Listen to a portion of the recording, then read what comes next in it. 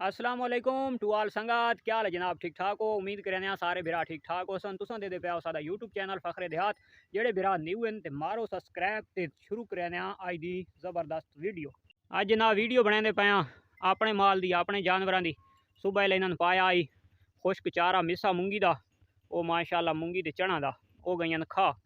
तो हुण इन्हां दा शोर है कि सानू पानी दो, क्योंकि मिस्सा जिस टाइम खांदा है जानवर तो गर्म होंदा है। तो ये बहुत ज़्यादा जड़ा ना इन्हों तपश देंदा है, हीट देंदा है और प्यास इन्हों बहुत ज़्यादा लगती है। तो हुण जनाब वो बस बैटरी रख छोड़िए, वो प्लेटां तो थोड़ी चार्जिंग थी वने तो चलैने इंशाल्लाह मोटर तो भरेने इन्हों डब्बे पानी दे। ये वह पानी शानी पी गिन सुन। तो होर जड़ा ना इत्थे नज़दीक हुण चराई वाला सिस्टम भी कोनी बच गया। तो वैसे उन्हें घंटा 2 घंटे ना इन्हों वैसे वर्दिश वास्ते असां फिरावना टुरावना सैरो तफरी इन्हां दी लाजमी करवावनी है, क्योंकि जो जानवर फिरदा टुरदा रहिंदा है ना तो उस जानवर की सेहत जी है ना वो बहुत फिट रही है, बहुत दुरुस्त रही है। तो इन्हों जनाब हुण पानी रख छुड़सा, पानी पिलवा के तो उस तो बाद वत इन्हों जोहर टाइम वत दोबारा इन्होंने जनाब चारा पाया वैसी। ये मार का देखो अजे तक दुध पींदी है माँ का। ये भेद हुण थी गई करास। तो असां जनाब हुण इसका दुध छुड़वाना है। तो दुध छोड़न का क्या तरीका है, ਇਹਦਾ होर कोई हल भी कोनी। तो ਇਹਦਾ बेहतर यही हल ही उसी कि ਇਹਦਾ झोला बनवाया वैसी जालंग जेड़े सदेने। तो वो जालंग इस भेद में चाड़ छुड़सा 4-5 दिहाड़े, 4-5 दिहाड़े जालंग चढ़ा वैसी वत भेद दुध वैसी सुका। जिस टाइम दुध सुका वैसी तो वह तो लाजमी गल है वह तले ही ना वैसी, क्योंकि इसकी हुण हाइट चेक करो।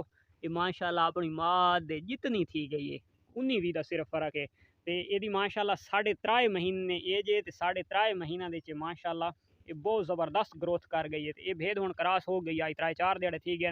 ये भेद लेट क्रॉस हुई है तकरीबन 1.5 महीना इस वजह तो क्रॉस हुई है कि वाड़े दे विच लेला कोनी। ये भी उत्थे चरवण गई तो उत्थे लेला होर बंदे दा अयड़ दा वधा आई तो उसदे कोले जनाब क्रॉस हो गई है। तो यानी कि उठी पई है। अगर लेला ना होंदा तो ये काफ़ी दिहाड़े होर भी गुजर वंजदा। अगर लेला होंदा तो 1.5 महीना पहले दी क्रॉस हो वेंदी, क्योंकि वो जड़ी है ना वो भेद ते ये भेद कट्ठियां सूइयां हुई हैं।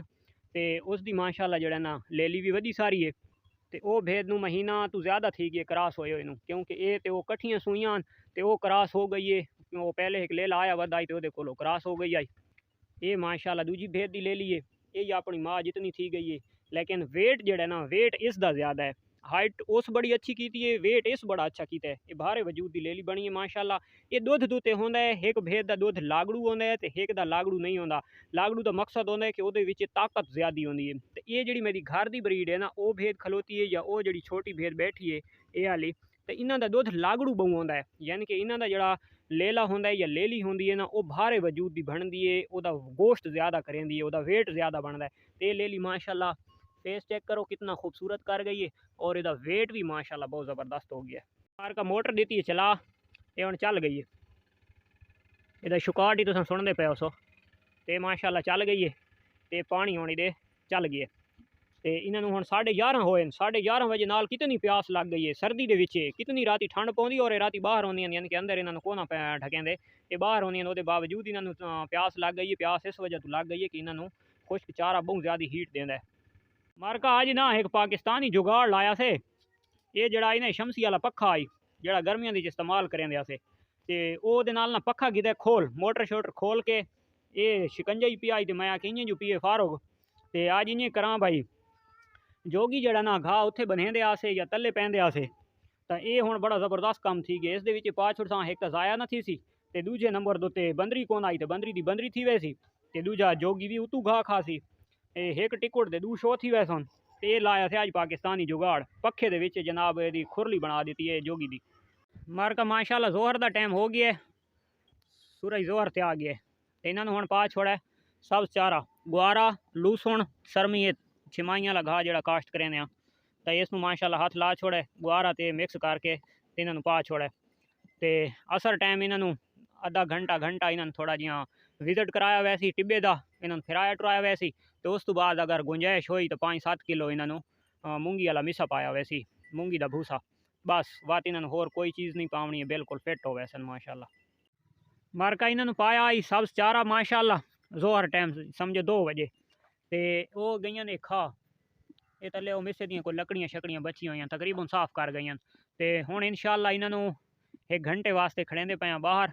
ये खलोती हुई रजी हुई, लेकिन वैसे थोड़ा जिहा सैरो तफरी कर आसन वर्जिश वगैरह कर आसन को पानी शानी पी गए सन ते शाम टाइम नू इन्होंने मजीद थोड़ा थोड़ा ना खुश्क चारा पा छुड़सा 5-7 किलो ते माशाल्लाह बिल्कुल फिट हो वैसन ते हुण इंशाल्लाह इन्होंने खड़े थोड़ा फिरावन टरावन मार्का ते माशाल्लाह इन्होंने गिन आया ये थोड़ा बने शने ते फिर गिन सन ते मेन मकसद है कि कड़तुमे खा गिन सन ओ देखो ये